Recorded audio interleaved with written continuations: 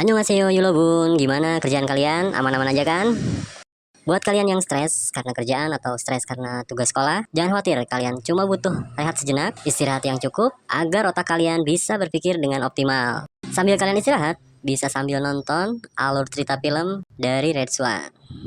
Jadi, jangan kemana-mana, langsung aja ini dia. Di awal cerita, Shin memperlihatkan kecurigaan Doyun pada pengawal wanita saat mereka berpapasan di dapur.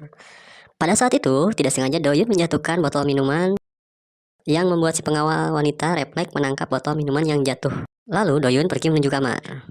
Di kamarnya, ia teringat ciri-ciri si pembunuh yang membunuh temannya. Dari gerak-gerik si pengawal wanita menunjukkan kesamaan dengan si pembunuh. Ia yakin bahwa si pembunuh adalah si pengawal wanita. Namun, ia belum mempunyai cukup bukti untuk mengungkapkannya. Lalu, ia pun menemui komisaris jenderal di tempat rahasia untuk melapor tentang dana taktis yang disimpan di negara Swiss oleh pimpinan Kim. Ia menumpukan petunjuk bahwa Shin Juyuk dibunuh karena telah menyelidiki dana taktis dengan bertepatan kematian pimpinan Kim setelahnya.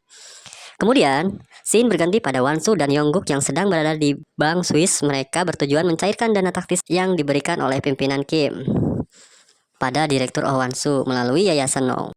Dengan berbagai verifikasi akses, akhirnya kedua suami istri itu bisa sampai ke brankas penyimpanan uang. Mereka berdua pun terkejut melihatnya karena uang yang dilihatnya sangatlah banyak.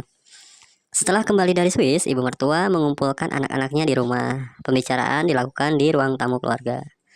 Yongmin tetap menginginkan uang Wansu yang bernilai 18 triliun itu dibagi 3, yaitu Yongguk dan ibunya.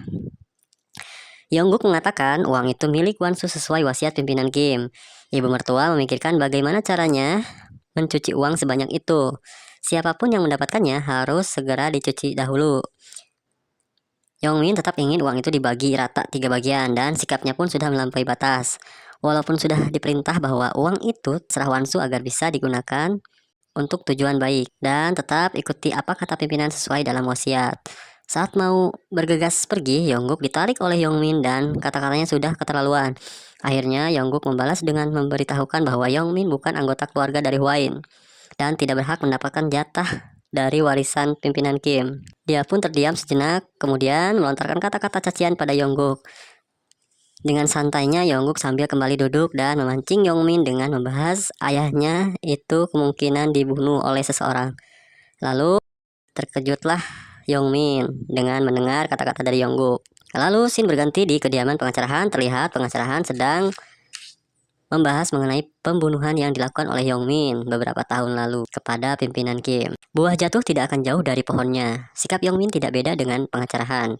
Bahkan ia memberikan saran jika Wansu sudah mencairkan uang yang berada di Swiss, maka kita harus segera membunuhnya dan segera mengambil alih Yayasan No. Kemudian dengan memberi perintah pada pengacarahan, ia pun bergegas pergi.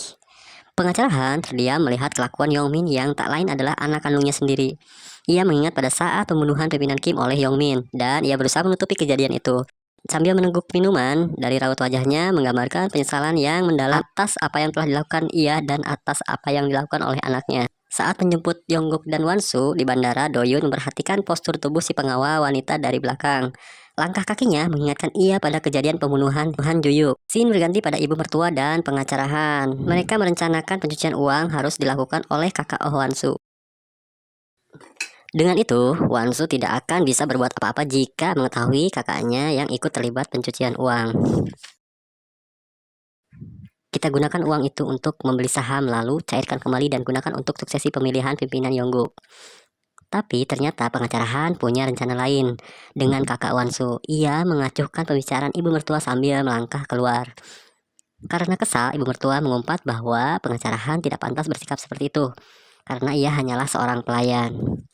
Di sisi lain, Wansu dan kakaknya beserta Doyun berencana untuk memancing pengacarahan dengan cara memberikan buku besar. Dengan buku besar itu, kemungkinan mereka bisa mengungkap siapa dalang dibalik ini semua. Selain itu, Yongmin pun ikut menjadi tersangka pembunuhan pimpinan Kim karena Yongmin bukan anak kandung pimpinan Kim. Ia anak hasil hubungan di luar nikah pengacarahan dan ibu mertua. Wansu dan kakaknya pun terkejut dan kaget.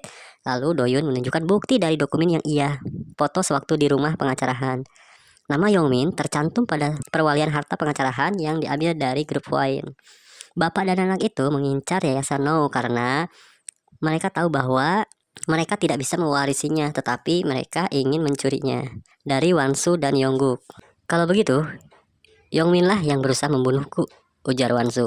Doyun pun menanyakan latar belakang si pengawal wanita pada Wansu. Di ruang kerja, Yongguk menelpon Jang Tara untuk meminta bertemu dengan Junhee anaknya. Sedangkan di ruang kerja Yongmin terlihat istrinya sedang marah meminta uangnya kembali karena sudah dipakai oleh Yongmin. Istrinya merasa Yongmin adalah sampah yang oleh keluarga Wain. Karena merasa ditantang, Yongmin pun berjanji akan mengembalikan uangnya pada istrinya yang selama ini telah ia gunakan. Di sisi lain, terlihat Yongguk dan anaknya Junhee sedang berjalan-jalan di taman. Tampak sosok Junhee yang sedih, merindukan sosok seorang ayah yang selama ini jarang bertemu. Jang Tara dan ibunya pun ikut memperhatikan dari belakang. Yongguk memberitahukan pada Junhee bahwa ia tidak bisa bertemu sampai ia dewasa. Kemudian Junhee pun sedih saat mau pergi, ia dipeluk oleh ayahnya. Mereka berdua menangis sambil berpelukan.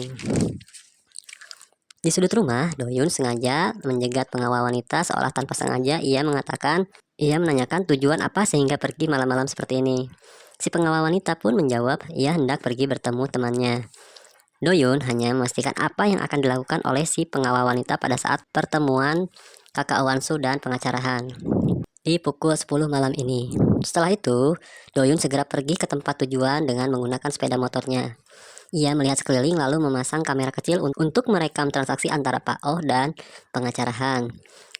Setelah mereka berdua bertemu, mereka membuat kesepakatan dari penyerahan buku besar. Dari percakapan itu, pengacarahan merasa Pak Oh terlalu banyak tahu dan mencurigai sampai hampir mengetahui siapa pembunuh pimpinan Kim yang sebenarnya. Maka pengacarahan pun menyuruh pengawal wanita untuk membunuh Pak Oh. Dengan disaksikan Doyun, dari kejauhan Doyun pun berlari mengejar si pembunuh dan sempat menusuk bagian punggung belakang si pembunuh. Karena melihat Pak Oh sudah terkapar di bawah mobil, Doyun pun berhenti mengejar untuk memeriksa keadaan Pak Oh. Saat diperiksa, Pak Oh sudah pingsan di tempat dan Doyun pun menelpon rumah sakit terdekat untuk menjemputnya. Si pembunuh nampaknya terluka parah akibat pisau yang ditancapkan oleh Doyun pada punggungnya. Di sudut lain, pengacarahan sengaja menelpon kejaksaan untuk melaporkan keluarga Wain atas penggelapan uang. Sedangkan setelah itu ia sengaja tidak tahu dan ia pura-pura tidak tahu dengan mematikan ponsel miliknya. Sampai esok hari, di area depan rumah keluarga Wain nampak orang-orang dari kejaksaan sudah memaksa masuk pada pelayan. Salah satu dari pelayan mencoba menghubungi pengacarahan, tetapi teleponnya sudah tidak aktif. Lalu pengawal melaporkan pada ibu mertua atas kedatangan pemeriksaan dari kejaksaan dan ia melaporkan pengacarahan tidak bisa dihubungi setelah 20 kali panggilan telepon. Orang-orang dari kejaksaan berhasil masuk ke dalam rumah dan memberikan surat perintah penangkapan ibu mertua pada Yongguk. Dan ibu mertua pun nampak tegang dan khawatir. Di rumah sakit, Doyun sudah memastikan si pembunuh yang selama ini ia cari adalah si pengawal wanita. Tetapi ia masih belum menemukan siapa yang menyuruhnya. Tak lama, dokter memberitahukan tentang meninggalnya kakak Oh Wansu. Keesokan harinya, nampak wartawan dari berbagai media sedang berkumpul di depan rumah keluarga Wain. Ibu mertua pun keluar melihat orang-orang yang berkumpul lalu menanyakan keberadaan pengacarahan pada pelayan. Tetapi pengacarahan masih tetap tidak bisa dihubungi. Di sudut lain, Doyun mengetuk pintu kamar Wansu dan segera masuk ke dalam kamarnya. Di dalam, Doyun memberitahukan tentang kematian kakaknya pada 2 jam lalu. Setelah itu, Wansu bergegas pergi ke rumah sakit, namun Doyun melarang karena di luar masih banyak media. Doyun berusaha menenangkan keadaan Wansu yang merasa terpukul. Tak lama, pengacarahan pun tiba di rumah keluarga Wain. Ia nampak tenang seolah-olah tidak tahu apa-apa. Ia beralasan bahwa semalam teleponnya mati karena ia ketiduran setelah meminum obat flu. Setelah menceritakan kekhawatiran atas panggilan dari kejaksaan, pengacarahan memberikan saran kepada ibu mertua agar tetap tenang dan memenuhi panggilan dari kejaksaan. Lalu memberi saran agar menjernihkan pikiran supaya berjalan dengan lancar. Lalu mereka berdua berjalan pergi keluar, sedangkan di luar banyak anak media sedang menunggu dan